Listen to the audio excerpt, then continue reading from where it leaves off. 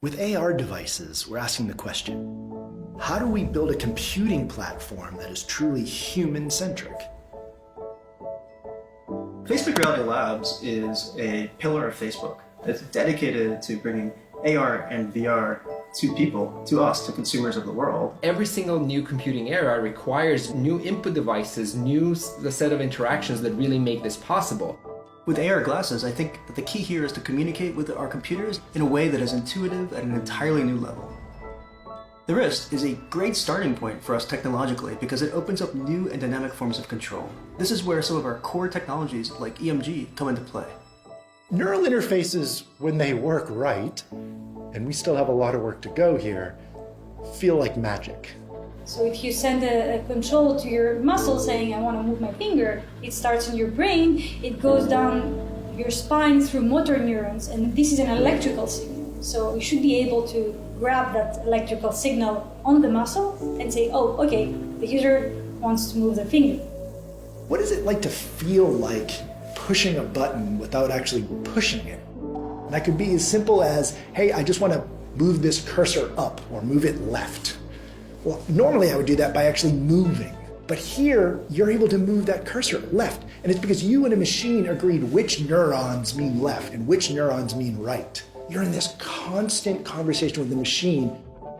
This new form of control, it requires us to build an interface that adapts to you and your environment. Everything starts with a click. The intelligent click is the ability to do these highly contextual actions in a very low friction manner. It's kind of the purest form of superpower.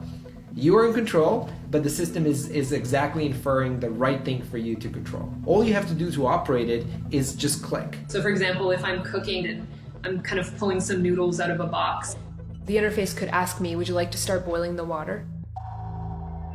The wrist can also be a spot where the technology is communicating back to the user. The haptics, the sensation of touch around us, this is part of how we learn and use motor control. It's critical to AR and XR. We wondered, as you pull back the bowstring on a bow, if we tied that not to the tension growing on people's fingers, but rather squeezing on the wrist, would it add to that experience like you're pulling back the bowstring? The answer is yes. That future, it really is the computer that is seamlessly integrated into your day-to-day life. The next computing platform is the mixed reality platform, the one that really totally blends your virtual environment and your real environment in a seamless way.